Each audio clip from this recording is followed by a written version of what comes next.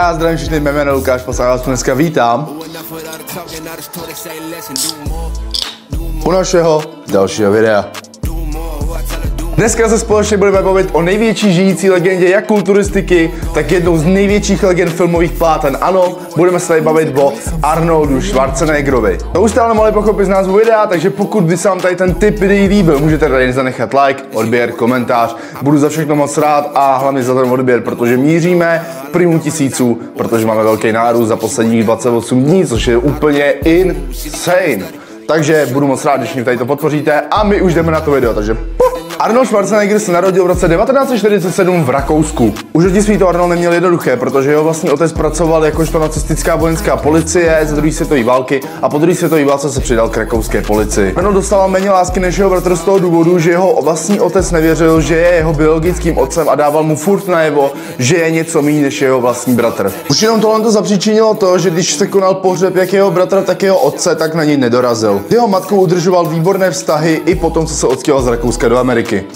Arnoldova sportovní kariéra začala u fotbalu, kde skončil ve 14 letech s tím, že jeho vlastní fotbalový trenér ho přivedl do posilovny, kde zjistil, že ho zvedání železa baví víc, než kopat do míče. Taky ho hodně motivovalo to, že ve škole si z něj žáci dělali srandu, že je hodně vyhublej. Arnold se aktivně připravoval na svou první soutěž kulturistice, konkrétně na junior mistr Evropy, kterou následně i vyhrál. Jenže háček je v tom, že opustil bez povolení kasárny a tak si týden musel odsedět ve vojenské věznici. Poté opustil křídla Evropy a šel soutěžit poprvé mimo ní, a to do Mr. Universe v Londýně, kde skončil na 2. místě. Arnolda teda dneska můžeme znát jakožto 5násobného vítěze Mr. Universe a 7násobného neporazitelného šampiona Mr. Olympie, čímž se dostává k jednomu z nejvýznamnějších idolů této prestižní soutěže. Arnold se potom ze soutěžení přesunul na filmová plátna, konkrétně jeho první film byl ve filmu Herkules v roce 1970. Arnold za svou celou kariéru dostal jednu jedinou cenu, a to byl Zlatý globus v roce 1976 za film Stay Hungry. Za průlom jeho herecké kariéry se považuje film Barbar Conan z roku 1982 a následně 2 roky na to vyšel první Terminátor.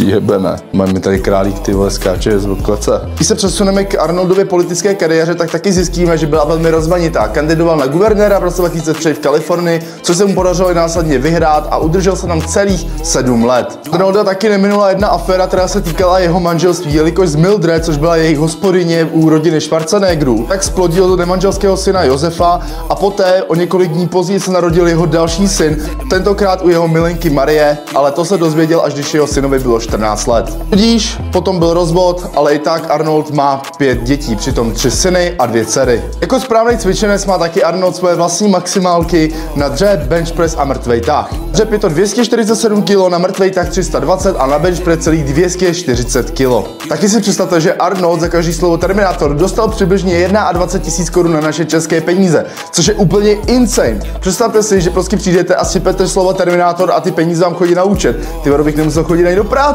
Přestože Arnold vždycky kandidoval za republikány, tak Trumpa při jeho volební kampani nepodpořil a prohlásilo za nejhoršího prezidenta v USA. Arnoldův majetek se přibližně odhaduje na 400 milionů dolarů. Jak jsem již zmínil na začátku, tak rodinné vztahy v této rodině nebyly vždy perfektní. Ale i přesto se Arnold postaral o svého synovce Patricka Schwarzeneggera potom, co jeho otec neboli jeho bratr následně zemřel na následky autonehody. Arnold mu zajistil emigraci do Ameriky a také zaplatil celé jeho školné na vysoké škole. Patrick Schwarzenegger se učil právníkem a také díky Arnoldovi toto studium dokázal dokončit s tím, že měl výborné vyznamenání a teďko má vysokou pozici ve Sony Music. Jelikož se Arnold narodil se srdeční vadou, tak v roce 1997 a v roce 2018 musel podstoupit 2 operace srdce. Arnold se také nikdy netadil tím, že je příznivcem marihuany, konkrétně užíval marihuanové koláčky. Když se Arnold stěhoval v roce 1968 do Ameriky, tak neuměl ani slovo anglicky a neměl moc peněz, přitom měl ale silný německý přízvuk. Kdysi Arnoldovi říkali The Austrian Oak neboli rakouský dub, a to jenom z toho důvodu, že za prvý byl moc velký